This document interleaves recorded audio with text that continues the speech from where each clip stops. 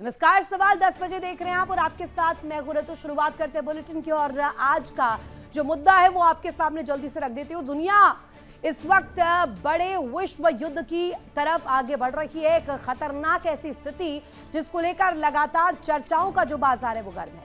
लेकिन सवाल इस बीच ये कि क्या दुनिया एक ऐसे मोड़ पर खड़ी है जहां एक संकरी समुद्री पट्टी वैश्विक अर्थव्यवस्था की सांसें रोक सकती है? क्या एक चेतावनी, एक फैसला और एक जलमार्ग पूरी दुनिया को नए संकट में धकेल सकता है? और क्या पर्दे के पीछे चल रही कूटनीति के साथ साथ एक बड़ा शक्ति प्रदर्शन भी जारी है? आज बात इसी को लेकर करेंगे, चर्चा करेंगे उस जलमार्ग को लेकर, यानी स्ट्रेट ऑफ हॉर्मूज को लेकर, जिससे दुनिया की धड़कनें कनेक्ट होती है और इस वक्त वही लाइफलाइन जो है बड़े संकट के बादल भी खड़े कर रही है लोगों के लिए। जिसे दुनिया की ऊर्जा लाइफलाइन कहा जाता है, हॉर्मूज जल डमरू मत है वही रास्ता जहां से दुनिया की तेल व्यापार का बड़ा हिस्सा गुजरता है। लेकिन अब इसी रास्ते पर मंडरा रहे तनाव के काले बादल। पहले ईरान की ओर से संकेत मिले कि हॉर्मूज को बंद करने का विकल्प मेज पर है। इसके बाद अमेरिका के राष्ट्रपति डोनाल्ड ट्रंप का बाकायदे बयान सामने आता है। ऐसा बयान जिसने पूरी दुनिया का ध्यान जो है अपनी ओर खींच लिया। ट्रंप ने साफ शब्दों में कहा, अगर हॉर्मूज को बंद करने की कोशिश हुई तो उसके गंभीर परिणाम होंगे। लेकिन कहानी यहीं खत्म नहीं होती है। सबसे दिलचस्प कड़ी और सबसे दिलचस्प बात यह कि जिस समय तीखी चेतावनियां सामने आ रही थी, उसी समय स्विट्जरलैंड में अमेरिकी और ईरानी प्रतिनिधि बातचीत की मेज पर बैठे थे। एक तरफ संवाद, दूसरी तरफ दबाव, एक तरफ समझौते की कोशिश, दूसरी तरफ टकराव की आशंका। सवाल इस बीच ये कि आखिर असली खेल क्या है, मुद्दा क्या है और इस पूरी संकट के बीच इसका हल क्या है? क्या हॉर्मूज का नाम लेकर दुनिया को संदेश दिया जा रहा है? और इससे भी बड़ा सवाल ये कि अगर बातचीत विफल होती है तो अगला कदम क्या होगा? दुनिया आगे किस तरफ बढ़ेगी? एक बड़ी खबर इसी को लेकर सामने आ रही है। ईरान पर राष्ट्रपति डोनाल्ड ट्रंप का बयान सामने आया। बाकायदे ऑन रिकॉर्ड डोनाल्ड ट्रंप ने ईरान के परमाणु ठिकानों को लेकर बयान दिया। ईरान परमाणु ठिकानों की जांच कराने के लिए अग्री कर चुका है, तैयार है।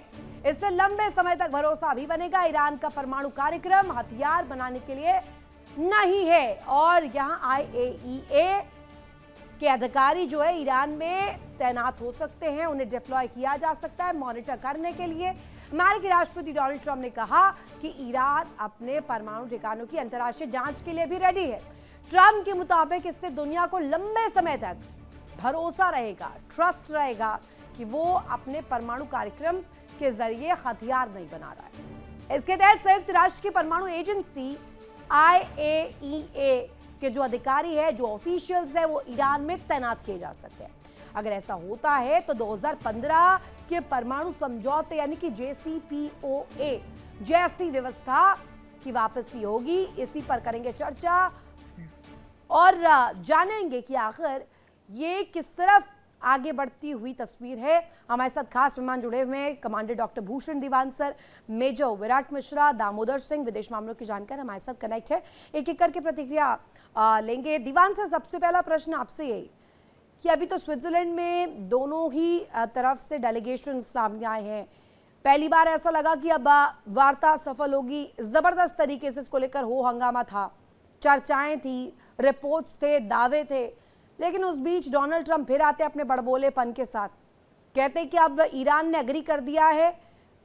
न जाने कहां से उनको ये एग्रीमेंट का एक पूरा ग्रीन सिग्नल मिलता है, लेकिन उनका बयान यही है कि IAEA के ऑफिशियल्स अब ईरान, तेहरान में डिप्लॉय हो सकते हैं।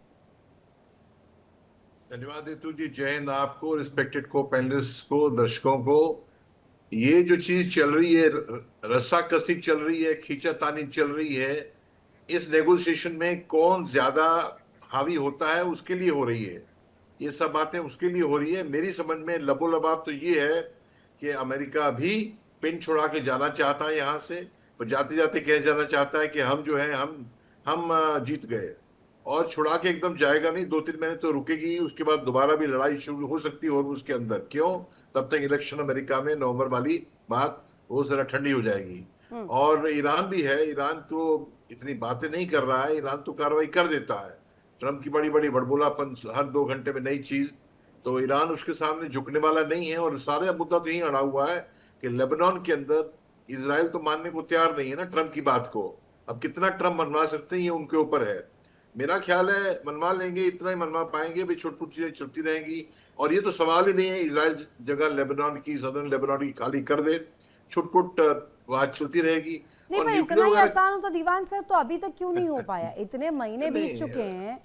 डोनाल्ड ट्रंप जब कह रहे हैं कि न्यूक्लियर तौर पर न्यूक्लियर प्रोग्राम्स को पूरी तरीके से बंद करने के लिए अग्री हो गया है, वहां पर बाकायदे IAEA के ऑफिशियल्स रखने के लिए रेडी हो चुका है, तो ये मॉनिटरिंग तो पहले भी हो सकती थी। एपिक फ्यूरी के तुरंत बाद क्यों नहीं हुई? 60 दिन की बात, 60 दिन के जो म्याद है रितु जी, ये बातें तो वहां होनी है। तो इन एडवांस ट्रम्प कह देते हैं, उसका कोई औचित्य नहीं है। 7 दिन में ये बातें डिस्कस होनी है। अभी तो एक ही खास बात है कि लेबनान जो है, लेबनान पे अटैक ना हो। पर अमेरिका कहता है, इजराइल कहता है लेबनान को तो अटैक लेबनान हम पे कर रहा है। तो ये बातें सुलझने वाली हैं, सुलझाना चाहते हैं ट्रम्प। ये बातें जो कर रहे हैं इतना आसान नहीं है। अभी सामने तो आए और हैं मेज पे लीजिए, ही। कसम खा लिया ईरान ने भी कि हर एक बयान का, जैसे डोनाल्ड ट्रंप बयानवीर बनना चाहते हैं, उसका पलटवार भी उसी अंदाज में दिया जाएगा। ट्रंप के बयान पर ईरान का पलटवार आया बाकायदे। तेहरान ने परमाणु निरीक्षण की कोई अनुमति, कोई परमिशन, कोई एग्रीमेंट पर साइन नहीं किया है। ईरान की तरफ से ये बाकायदे रेसिप्रोकेट किया गया है, जिसमें ये कहा गया है कि तेहरान की हुकूमत इस बात के साथ नहीं है कि परमाणु निरीक्षण के लिए, परमाणु तौर पर मॉनिटरिंग के लिए, उसके एनालिसिस के लिए, उसके लिमिटेशन के लिए किसी भी प्रकार की परमिशन, अनुमति दी गई हो ईरान द्वारा। इसी पर एक सवाल मेरा विराट जी से, ये जो पूरी स्थिति है, एक तरफ डोनाल्ड ट्रंप बड़े बड़े दावे, लेकिन वो दावे हर दफा खोखले क्यों साबित हो रहे? ईरान ने जैसे कसम खा ली है कि डोनाल्ड ट्रंप कुछ कहेंगे उसको एग्री ही नहीं करना है। ऋतु जी देखिए, ये ओवरऑल साइकोलॉजिकल प्रेशर यानी कि मनोवैज्ञानिक दबाव बनाने का प्रयास है। और हम लोगों ने डोनाल्ड ट्रंप को देखा है कि लगातार उन्होंने इस तरीके की चीजें कही हैं जो जो वास्तविकता से दूर होती है, परे होती हैं। क्या चीजें लिखित में आएंगी इनके इस जो शांति वार्ता चल रही है वो मैटर करेगा, ना कि डोनाल्ड ट्रंप जो बार बार अचानक से कह देते हैं।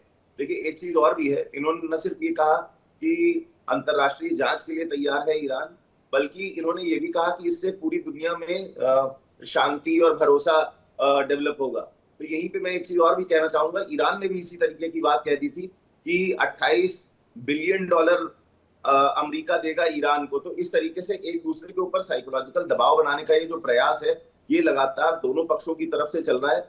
और मैं यहाँ ये भी कहना चाहूंगा कि देखिए, ईरान को भी पता है कि उसने जो अपना ये प्रोग्राम, न्यूक्लियर प्रोग्राम शुरू किया था, वो 2003 से पहले ही शुरू कर दिया था जब इराक के ऊपर हमला हुआ था। और ईरान को पता है कि उसे अगर इस मिडिल ईस्ट क्षेत्र में अपना दबदबा बना के रखना है तो उसके पास न्यूक्लियर वेपन्स होने चाहिए, जो कि इजराइल को किसी भी तरीके से मंजूर नहीं है, क्योंकि उससे कहीं ना कहीं उसके ऊपर बड़ा दबाव बन जाएगा। तो ऐसी स्थिति में इजराइल ने और अमेरिका ने ये हमला किया। और देखिए, अब ये बहुत ही नॉन निगोशिएबल पॉइंट्स टाइप के बन जाएंगे कि ईरान किसी भी तरीके से ना तो अपनी न्यूक्लियर हथियार जनरेट कर पाएगा, बना पाएगा, और न्यूक्लियर फिसाइल मटेरियल जो इनके पास 450 किलो से ऊपर जो पड़ा हुआ है उसका क्या होगा, जो न्यूक्लियर एनरिच्ड यूरेनियम पड़ा हुआ है उसका क्या होगा, ये देखने वाली बात है। पर जो दबाव ट्रंप बनाना चाह रहे हैं बार बार ये बातें कह के, जैसे कि इन्होंने कहा कि IAEA के इंस्पेक्शंस के लिए तैयार हो गया ईरान, ये कहां तक सच है इस पे अभी फिलहाल टिप्पणी करना तब तक सही नहीं होगा जब तक लिखित में नहीं आ जाता। ट्रंप साहब की बातें, हवाई बातें भी बहुत होती हैं, और वो एक, मैंने कहा ना, चालाक बिजनेसमैन है। वो, उनको पता है कि कस्टमर पे दबाव कैसे बनाया जाए, लोगों पे दबाव कैसे बनाया जाए। वो अपनी प्रेसिडेंसी भी उसी तरीके से चला रहे हैं जैसे बाकी लोग व्यापार पर ये तो फिर पोक हैं। करना हुआ ना, आपने ठीक कहा, लेकिन ये पोक कर रहे हैं ना डोनाल्ड ट्रंप, और जानबूझ के उस स्थिति में ला रहे हैं कि ईरान कुछ ऐसा कदम उठाए जो आगे चलकर सिर्फ और सिर्फ ईरान अमेरिका के लिए नहीं पूरी दुनिया के लिए बड़ी टेंशन की बात बने। एक प्रतिक्रिया दामोदर जी से लूंगी, लेकिन एक बड़ी खबर उस बीच। डोनाल्ड ट्रंप ने ईरान को फिर से बड़ी धमकी दी है और इस दफा धमकी में समझौते का जिक्र किया है। समझौते का पालन नहीं करने पर ईरान को यह धमकी दी गई है। समझौते का पालन नहीं किया तो डोनाल्ड ट्रंप वो करेंगे जो उनको करना है, मैं वो ही करूंगा जो मुझे करना है, ये कहते हुए डोनाल्ड ट्रंप नजर आए हैं। समझौते का जिक्र किया है। दामोदर जी, ये तो सीधे सीधे ग्लोबल पुलिसिंग का वो डंडा उठा लिया है जिसके जरिए पूरी दुनिया को डिक्टेट कर रहे हैं। भैया जो अमेरिका का है, जो डोनाल्ड ट्रंप का है, वही सही है, पत्थर की लकीर। अनम्यूट कीजिएगा Damodar ji. Good morning ma'am and all panelist. सबसे पहली बात कि डोनाल्ड ट्रंप का ये स्टेटमेंट जिसको आपने कोट किया अभी कि उनको जो करना है वो करेंगे, तो उनको तो रिजीम चेंज करना था, कर लिया उन्होंने। उनको ईरान पे सत्ता परिवर्तन करना था, कर लिया उन्होंने। कुछ भी नहीं हो पाया। उनके किसी भी स्टेटमेंट को गंभीरता से लेने की जरूरत नहीं। और आज डोनाल्ड ट्रंप खुद इतना अंदरूनी प्रेशर में है, उनके ऊपर भी इस बात का बहुत ज्यादा प्रेशर है कि इस युद्ध को खत्म करना है। उन्हें पता है कि अमेरिकन टैक्स पेयर का पैसा ऐसे नहीं जाने दिया जाएगा और अमेरिका के ऊपर भी बड़े सारे चेक एंड बैलेंस है। उनको कांग्रेस से कितना बजट मिलता है, इन सब चीज़ों को उन्हें बहुत पहले से आभास था। उन्होंने ये भी बताया कि अगर नवंबर तक इलेक्शन से पहले उन्होंने अपनी जीत डिक्लेयर नहीं करी तो निश्चित तौर से उनको अमेरिका में विरोध का सामना करना पड़ेगा और वो हो सकता है अपना टेन्योर भी पूरा ना कर पाए। क्योंकि इस बार उनकी सोच पे उनकी जो आक्रामकता है वो दिखाती है कि उनके अंदर इस बात का बहुत ज्यादा उतावलापन है कि वो इस लड़ाई में अपनी जीत डिक्लेयर करें। और जीत हार की बात तब समझ में आती है बहुत क्लियर कि समझौते के लिए कौन परेशान है, कौन सबसे ज्यादा, किसने पाकिस्तान को नहीं, अप्रोच पर किया, मैं पाकिस्तान को कौन आपसे आगे लेके इस आया। बात का एक एनालिसिस चाहती हूँ कि सिर्फ और सिर्फ जैसी चर्चाएं की जा रही है दामोदर जी की हॉर्मूज की वजह से उनकी सांसें अटक गई और उनकी हेकड़ी नीचे चरमरा गई, चकनाचूर हो गई, वो तो है। लेकिन मुझे ये भी जानना है कि क्या इससे इतर जो कॉन्फिडेंस ईरान ने दिखाया, जो उसकी बात को एग्री नहीं किया, क्या वो बड़ी विषय था, बड़ी वजह थी कि आखिर अभी जो स्थिति है जंग से बाहर निकलने के लिए तड़पड़ा रहे हैं? ये हॉर्मुज के ऊपर अगर यूएस कहता है कि नहीं उसने बहुत अच्छे से प्रेशर बनाया हुआ था और ब्लॉकेज लगाए हुए थे, तो आपको एक चीज और नोटिस करनी होगी। हॉर्मुज में ही उनका जो सबसे मॉडर्न टेक्निकल हेलीकॉप्टर है, चॉपर, उसको भी ईरान ने डिस्ट्रॉय किया। वो भी उनका डिस्ट्रॉय हुआ। इसके बाद अब्राहम लिंकन के ऊपर भी अटैक की खबरें बाद में पता लगा रिपेयर वे पे खड़ा हुआ। तो ये कहना आसान नहीं है कि वहां पे आईआरजीसी की प्रेजेंस के दौरान यूएस आसानी से ब्लॉकेट लगा लेगा और वो उसे अपनी ड्रोन बोट से या उसे नुकसान नहीं पहुंचाएगा। आईआरजीसी एक अलग मसला है जो ईरान के अंदर जिसे सुलझाना और जिसे साथ लेकर चलना अमेरिका की बहुत बड़ी मजबूरी है। इस पूरे प्रकरण में दो लोग जो कि किसी की नहीं सुनने को तैयार हैं, उनमें से आईआरजीसी और डोनाल्ड ट्रंप है। डोनाल्ड ट्रंप के स्टेटमेंट नहीं रुकने और आईआरजीसी की आक्रामकता नहीं रुकने। लास्ट मोमेंट तक जब डील की बातें चल रही थी तब भी आईआरजीसी ने अमेरिका का नुकसान किया। अमेरिका ने एक सिंगल अटैक किया उनके पोर्ट पर और जाके उन्होंने पूरे कतर में जितने बेसेस थे फिर से दोबारा से अटैक किया। तो आप देखिए कि अमेरिका के लिए भी ये लड़ाई और होमरूज रॉकेट इतने दिन तक लगा के रखना, लॉजिस्टिक सप्लाई, ये सब कुछ अमेरिका को कॉस्ट करता है। उन्हें पता है कि ये सब चीजें कॉस्ट करेंगे और जो कि अमेरिका के जो बुद्धिमान लोग हैं वो सब देख रहे हैं, वहां के सीनेटर्स वगैरह, और इसकी कीमत चुकानी पड़ेगी डोनाल्ड ट्रंप को और इस पर जवाब भी देना पड़ेगा। तो हमारे फौज में एक भाषा होती है ना, लपेट शस्त्र करना, लास्ट में उठा के सब कुछ भाग जाना। एक हमें सिखाया जाता फौज में कि जब दुश्मन हारने लगता है ना तो अपना बोरी बिस्तर उठा के भाग जाता है, बस वो निशान नहीं, तो छोड़ता फिर ही नहीं। आपने ये बहुत बड़ा जिक्र कर दिया है। एक्चुअल में क्या अमेरिका फिर हार गया? हार और जीत तो, अगर अमेरिका हार गया तो फिर समझौता किस बात का। दोनों देशों में हारा जीता कौन, ये तो भविष्य बताएगा कि इस युद्ध से अचीव क्या हुआ। लेकिन नहीं, एक पर चीज तो आपने समझना, इंडिकेट जरूर कर दिया और यही तो विषय मैं बनता है और यहीं पर तो दावे और रिपोर्ट्स बड़ा खेल कर देते हैं। दीवान सर, एक प्रश्न आपसे वापस आऊंगी दामोदर जी। एक प्रश्न दीवान सर से। सर, अगर मिलिट्री पर्सपेक्टिव से मैं आपसे पूछूं, डिप्लोमेसी के डोर्स हों, इसमें अगर हम डिफेंस की बात करें या डील की बात करें, ये जो ट्रिपल डी है, ये तीनों कितने इंपॉर्टेंट है इस कंडीशन में फिलहाल? तीनों डी मतलब defence, diplomacy and deal. Deal. अच्छा, और डिप्लोमेसी तो डील एक ही बात है। देखिए ऐसी बात है, मैं बता रहा हूं आपको, ये जैसे मैंने पिछले बाइट में ये बताया आपको, ये प्रेशर लगाने, प्रेशर ईरान के ऊपर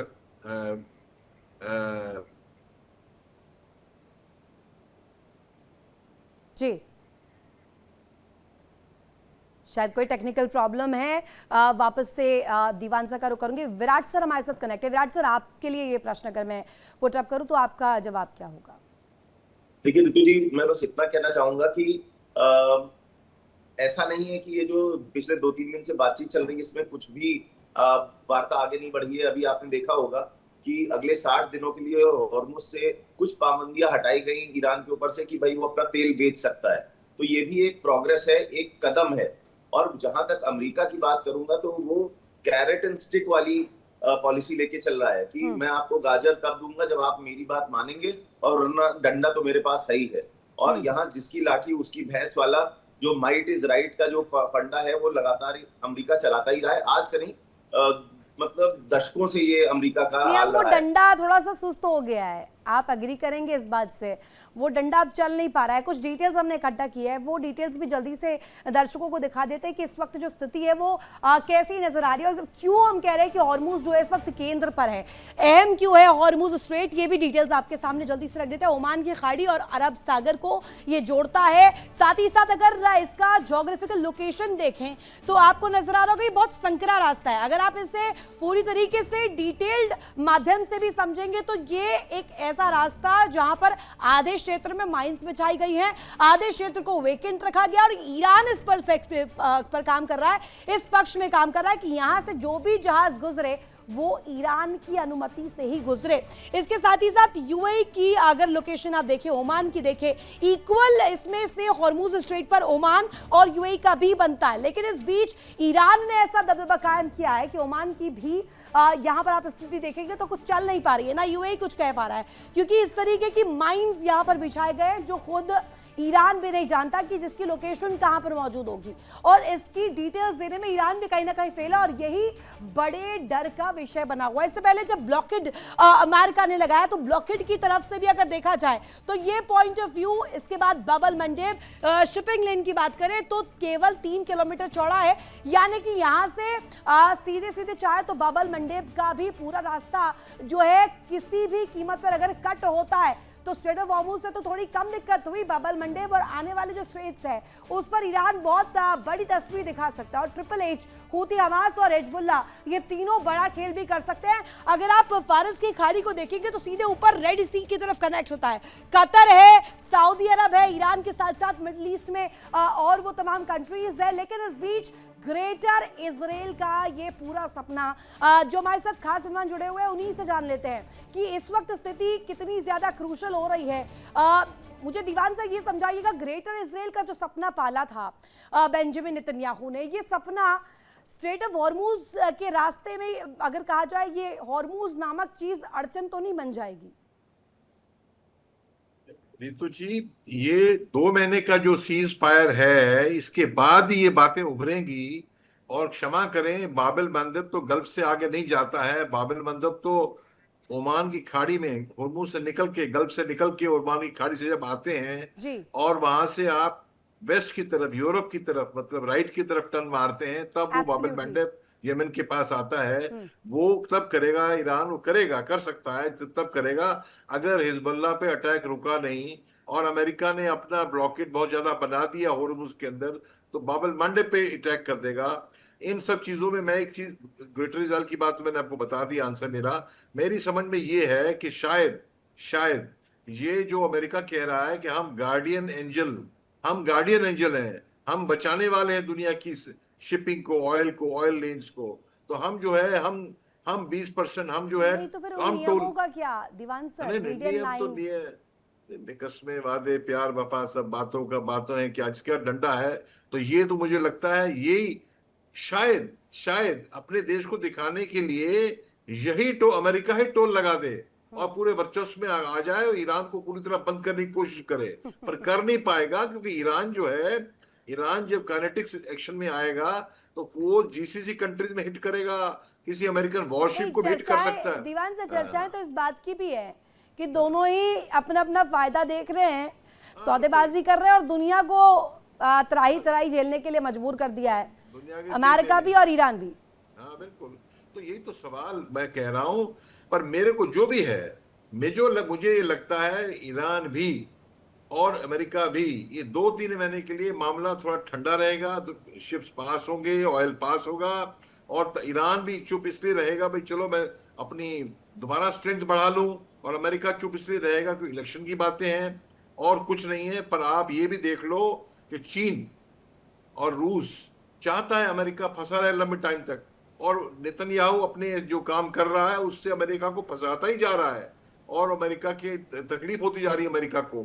तो खैर फिर भी जो भी है, मेरी समझ तो ये है कि 2 महीने तक तो पॉलिटिकल कंपल्शन ऐसी है ट्रम्प की, और कुछ भी बातें करता रहे, बातें हटा दें आप, ये कुछ भी बातें करता रहे, कुछ ना कुछ निकलेगा इसमें से।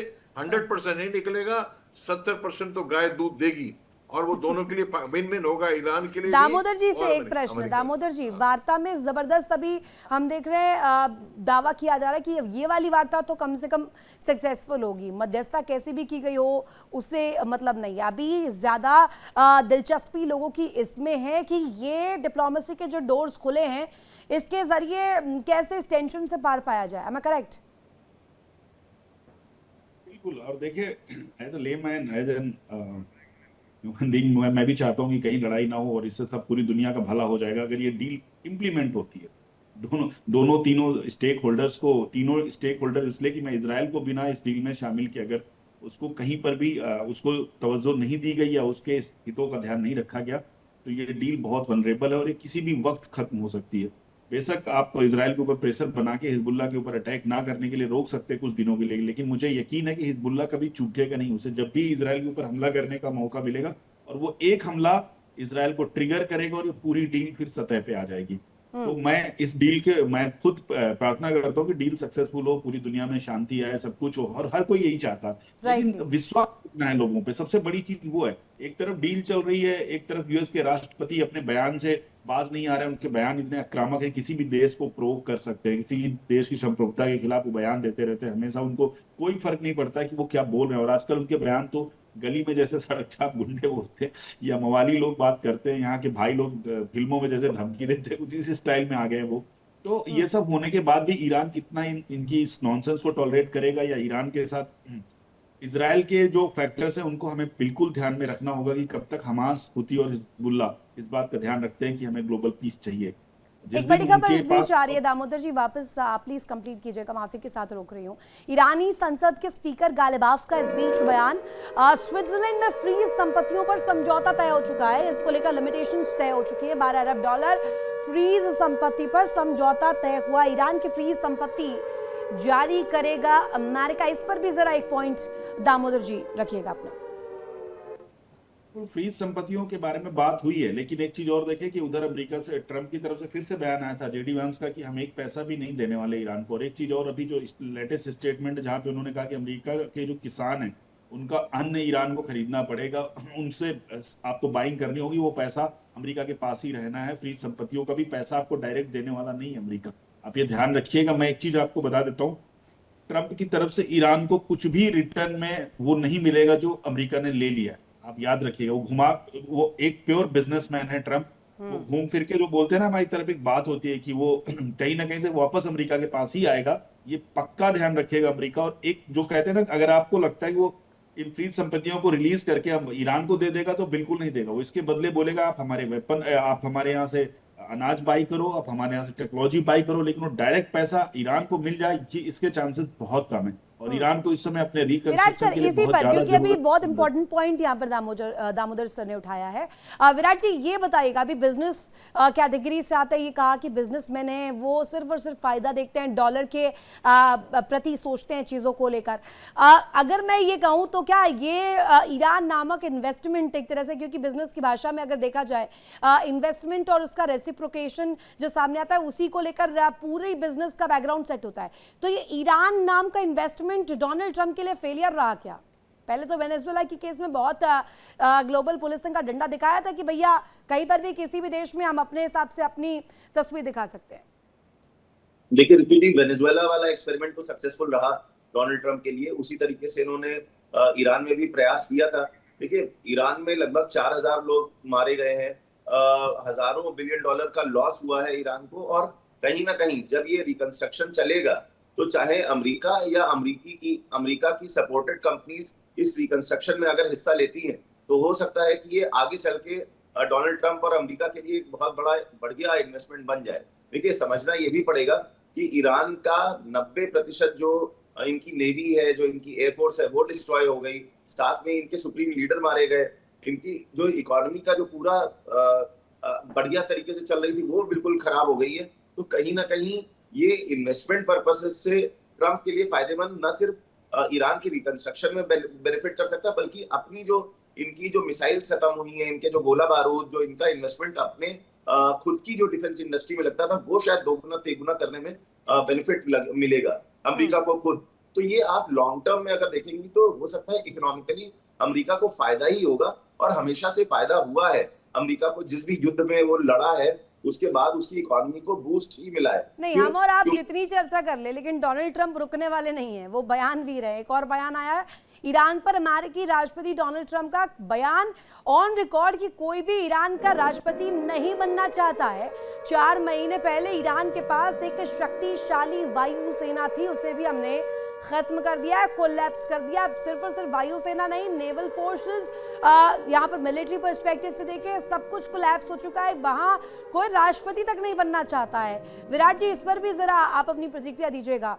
बयानवीर में एक बयानवीर होता है और 100 बयानवीरों को तोले तो एक ट्रंप आते हैं। अभी वो कह रहे हैं कि कोई राष्ट्रपति नहीं बनना चाहता ईरान का। देखिए, कुछ सत्य तो है इस बात पे। अब जो भी आदमी डील करेगा, वो कहीं ना कहीं कुछ ना कुछ उसमें कमी रहेगी ईरान की तरफ से भी, और लोगों के बीच में जो उस आदमी की पर्सनल इमेज होगी, वो कहीं ना कहीं खराब होने का डर है। तो उसी बात को लेके राष्ट्रपति ट्रंप ने ये बात कही है। पर ओवरऑल देखिए, आईआरजीसी का जो होल्ड है ईरान पे, वो कहीं ना कहीं बढ़ गया है खमेनी साहब के जाने के बाद। और वो जरूर से चाहेंगे कि उनका ही कोई जनरल, उनका ही कोई आदमी ईरान का राष्ट्रपति बन के बैठे, क्योंकि जिस तरीके से चीजें चल रही है, पेजेश्कियान साहब की भी अच्छी बन नहीं रही है, ऐसी रिपोर्ट्स आ रही हैं।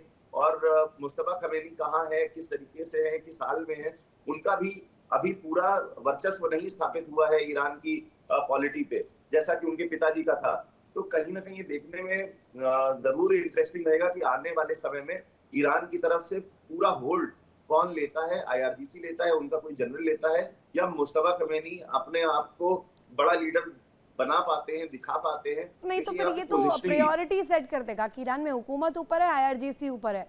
दीवान सर, एक प्रश्न आपसे मेरा, according to you is Donald Trump the biggest red flag for this deal? Biggest red flag? हाँ, बिल्कुल। पर रितु जी, मुझे एक छोटी सी बात कहनी है आपसे। ट्रम्प के बयानों को एनालाइज हम करें ही ना, उनका कोई मीनिंग तो उचित नहीं है। सेकंड चीज, मैं आपको बता दूं, आदरणीय को पैनलिस्ट ने कहा है, ये ट्रम्प कह कुछ रहे हैं, कर कुछ सकते हैं। ईरान को मनवाने के लिए ओबामा ने $300 बिलियन दिए थे, कैश के एरोप्लेन गए थे। ट्रम्प ये चीज भी कर सकते हैं अंदर खाने, ताकि दिखाने के लिए दुनिया को हम ईरान पे हावी हो गए, नंबर 1। नंबर 2, जो ईरान के अंदर रिकंस्ट्रक्शन अमेरिका से कराएगा, सांप नेवले से कोई मतलब ही नहीं है, वो चीन करेगा, अमेरिका तो सवाल ही नहीं है। और तीसरी बात, ये जो आप कह रहे हैं कि ये ट्रम्प जो रेड फ्लैग है, रेड फ्लैग नहीं है, वो मरा जा रहा है डील करने के लिए, मैं आपको बता रहा हूं, क्योंकि वो अपना पिंड छुड़ाना चाहता है। तो जो बातें अटपटी कर रहा है, वो येड़ा बन के पेड़ा खाना चाहता है, वो करना उसने चाहता है, वो यही है। और फायदा क्या, इतना नुकसान हो गया इज्जत में। देखिए, इज्जत बड़ी भारी, पैसे के बाद इज्जत होती है। $30 ट्रिलियन की इकोनॉमी है, अमेरिका की धाक थी, एक बात करे फाइनल मानी जाती थी, सब धज उड़ा दिए ट्रंप ने बातें करके, और हार के भी हारी है ईरान, कुछ नहीं अचीव कर पाया। तो क्या पैसा कमाया, $200 बिलियन, $1000 बिलियन, $1 ट्रिलियन कमाया, सपोज वो भी नहीं कमाया, तो ये तो कमाई नहीं है, ये तो नुकसान ही नुकसान में जा रहा है। तो उसको झटपटाहट में दिखाना चाहता है हम जीत रहे हैं, हम हावी हैं, हावी है नहीं। ईरान भी उसको अभी मौका मिल रहा है, ईरान को वो कवर अप कर रहा है, रियान कर रहा है। एयरफोर्स क्या मिसाइलों से दाग, मिसाइलों का वॉर हो रहा है, पूरी दाग रहा है मिसाइलें, रिमोट से बैठ के एयरक्राफ्ट छोड़ने की जरूरत ही नहीं। ये ख्याली पुलाव आते कहां से है फिर कि IAEA के ऑफिशियल्स लगाएंगे तेहरान ने एग्री कर दिया है, वहां पर मौजूद रहेंगे, मॉनिटर करेंगे, ये सब कहां से आता है?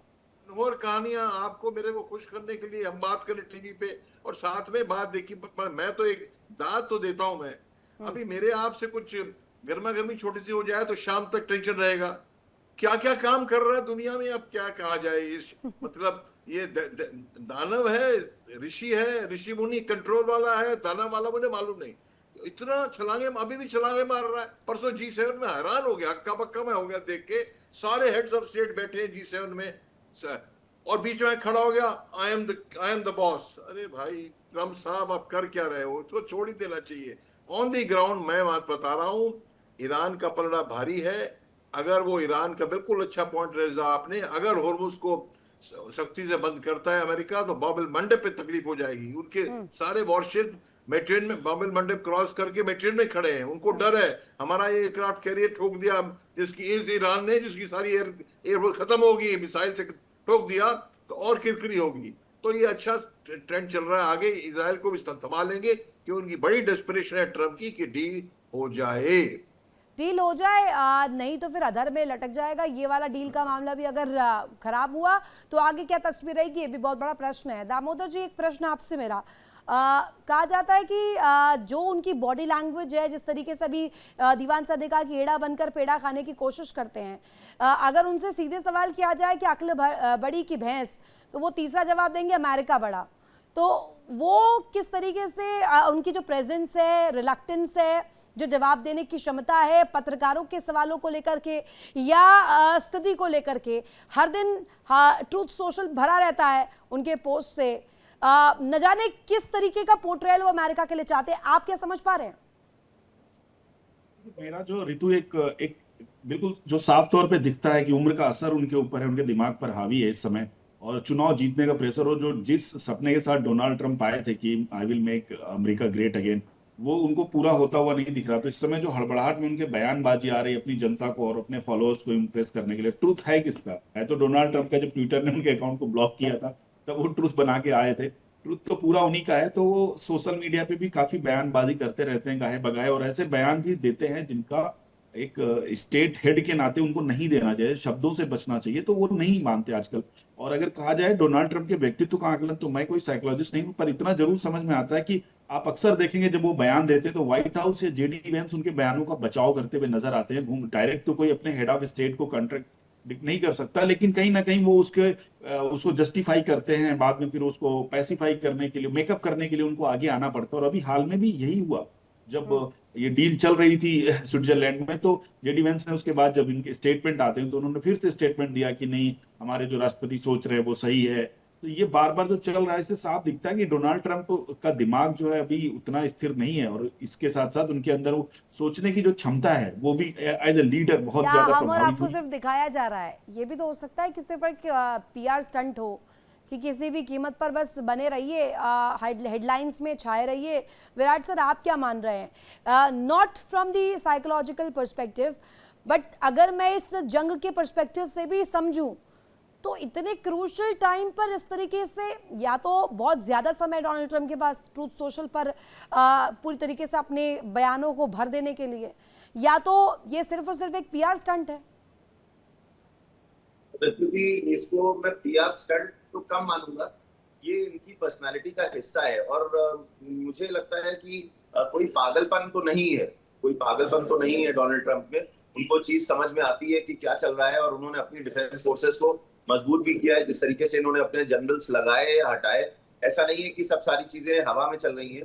और देखिए, उनका जो प्राइमरी एम था कि ईरान अपना न्यूक्लियर वेपन ना डेवलप कर पाए, उनके जो इनके जो मेजर सेंटर्स थे उनके ऊपर भी हमला किया यूएस ने इस साल भी और पिछले साल भी। तो बहुत हताहत किया उन्होंने उन सेंटर्स को, जो ईरान के न्यूक्लियर सेंटर्स थे। और कहीं ना कहीं इससे ईरान की पूरी इकोनॉमी पे, ईरान के पूरे मनोबल पे फर्क पड़ा है। ईरान उस तरीके से मजबूती से नहीं खड़ा हो पाया। तो मेरा ये मानना है कि जो कुछ भी हो रहा है ट्रंप साहब की तरफ से, वो एक सोची समझी रणनीति के तहत है, ऐसा नहीं है कि। और मॉडर्न वॉरफेयर में विराट जी अब ऐसा लग रहा है कि ये तस्वीर बन रही है, ये प्रतीत हो रहा है कि अब गोला बारूद और तोपों से कोई लड़ाई नहीं लड़ी जा रही है, अब स्ट्रेट ऑफ हॉर्मुज जैसे संसाधनों का इस्तेमाल किया जा रहा है। जी बिल्कुल, आपने ठीक कहा। देखिए, ये ज्योग्राफिकल फैक्टर है जिसका ईरान ने फायदा उठाया है और इसमें कहीं कोई शक नहीं है। समझने वाली बात यह है कि अमेरिका जो भी कर रहा है वो एक ऐसे राष्ट्रपति के अंतर्गत कर रहा है जो जिसे कन्वेंशनल थिंकिंग कहते हैं उसके अंतर्गत काम नहीं करते, पागल नहीं है वो। उन्होंने कहीं ना कहीं ये चीज जरूर दिखाई है कि अपने मन से चलना है, कैरेट एंड स्टिक की पॉलिसी फॉलो करना है और लगातार दुनिया को भ्रम में रख के अपनी जीत को लगातार आगे बढ़ाना है। देखिए लॉस हुआ है, मिसाइल्स का लॉस हुआ है, पर कहीं ना कहीं उन्होंने ईरान की नेवी और एयरफोर्स को डिस्ट्रॉय भी करा है, ईरान को इनकेपेबल किया है इन टर्म्स ऑफ उनकी जो स्ट्रेटेजिक और न्यूक्लियर एसेट्स है। तो ये हवा में जो कर रहे हैं ये हवा में नहीं हो रहा है। ये जरूर है कि कन्वेंशनल डिप्लोमेसी नहीं है डोनाल्ड ट्रंप की, जिस तरीके से बढ़िया तरीके से बात रखते थे ओबामा, वो डिप्लोमेसी नहीं। पर ये जरूर है कि जो अमेरिकी लोग हैं उन्होंने दोबारा और गाहे बगाहे डोनाल्ड ट्रंप वो दिखा भी देते हैं तस्वीर की, चाहे ईरान जो भी अपना रुख रखे, जो भी अपनी तरफ से पक्ष रखे, करना अमेरिका को वही है जो उसके हितों के साथ फिट बैठता हो और डोनाल्ड ट्रंप के हिसाब से उस हुकूमत के हिसाब से सही फिट बैठता हो। इतना ही वक्त मेरे पास था, तीनों को शुक्रिया करना चाहूँगी ज्वाइन करने के लिए, कीमती वक्त देने के लिए। इसी के साथ यहाँ रुकेंगे छोटे से ब्रेक के लिए, ब्रेक के उस पार भी खबरें लगातार जारी है। इंडिया डेली अब आपके स्मार्ट टीवी पर मौजूद है। इंडिया डेली 24/7 देखिए अब इन सभी प्लेटफॉर्म्स पर लाइव।